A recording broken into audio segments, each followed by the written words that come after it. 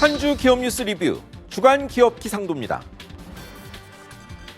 지난해는 힘든 한 해였습니다. 경자년 새해에는 경기도 살고 일자리와 수출도 살고 기업들과 저희 기상도 시청자분들 가정에 큰 복 깃들기 기원하며 GT의 첫 기업 기상도 출발합니다. 먼저 하이트진로, 오비, 롯데주류 등 맥주업계입니다. 국회의 극한 갈등에도 주세법 개정안 통과로 새해부터 종량세로 세금 냅니다. 가격의 몇 퍼센트를 내는 세금을 종가세, 일정 양당 정액을 내는 세금을 종량세라 합니다. 맥주 세금은 원래 종가세인데요. 원가에 각종 비용 더한 출고가의 세금 매기는 국산 맥주가 수입 신고가 기준 세금 내는 수입 맥주보다 불리하다 해서 제도 바꾼 겁니다. 캔 맥주는 리터당 세금이 415원 줄어듭니다. 편의점 가면 할인하는 수입 맥주가 더 싸죠. 하지만 이제 세금 분리에 그렇다는 변명 안 통합니다. 비싸고 맛없으면 끝입니다. 다음은 SK 브로드밴드입니다. LG 이어 여기도 케이블 TV 끌어안았습니다. 4년 전 1위 업체 CJ 헬로 인수는 정부 승인이 안 나 토해냈죠. 꽝 대신 닭이라고 상황 바뀌어 2위 T브로드 인수 승인을 얻었습니다. 모회사 SK텔레콤이 지상파 3사와 손잡고 인터넷 영상 사업 시작한 것 더하면 망과 콘텐츠 양수 겸장한 겁니다. 미디어 시장판이 통신사 위주로 재편되고 있죠. 이용자와 콘텐츠 업체 상대 갑질 가능성이 큰 문제인데요. 이걸 막는 건 정부 몫입니다. 이제 흐린 기업입니다. 한진그룹이 새해 첫 흐린 기업입니다. 총수 일가 갈등이 남매 간에서 모자 간으로 번졌습니다. 조원태 회장이 모친 이명희 정석기업 고문집 찾아가 다투고 물건 깨는 바람에 모친이 다쳤다.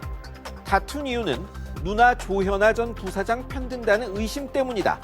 이런 이야기가 전해졌습니다. 모자는 이후 사과문 내놨지만 파문은 이미 번진 뒤였습니다.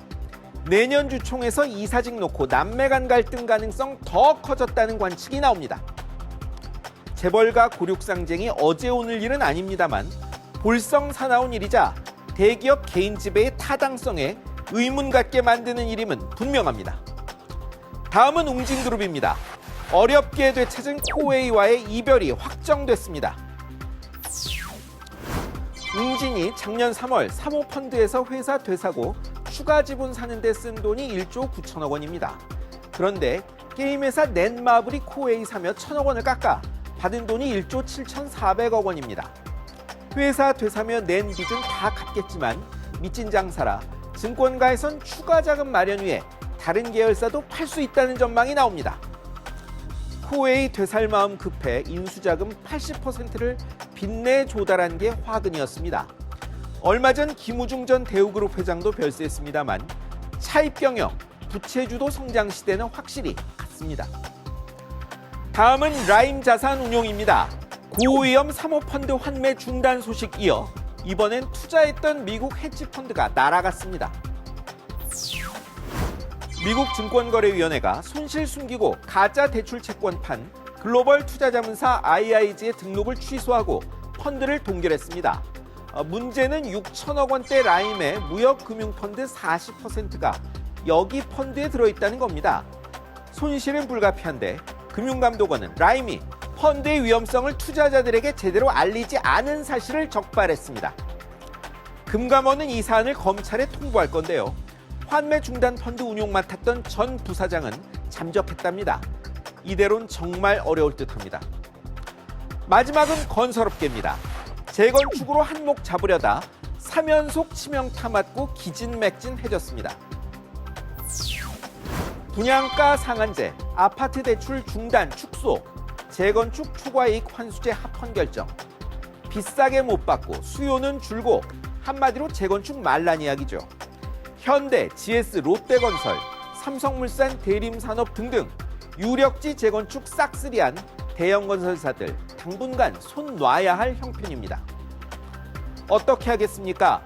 3.3제곱미터에 1억 원 육박하는 상황을 놔둘 수도 없는 노릇이죠.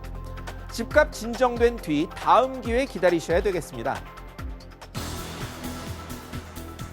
국민연금이 연말에 투자기업 중 횡령, 배임이 일어난 나쁜 기업에는 이사 해임, 정관 변경 요구하기로 확정했습니다. 재계가 반발한다는데 국민 노후자금과 주주재산 날린 데 책임 묻는 게 잘못된 것인지 답이 필요합니다. 지금까지 주간 기업 기상도였습니다.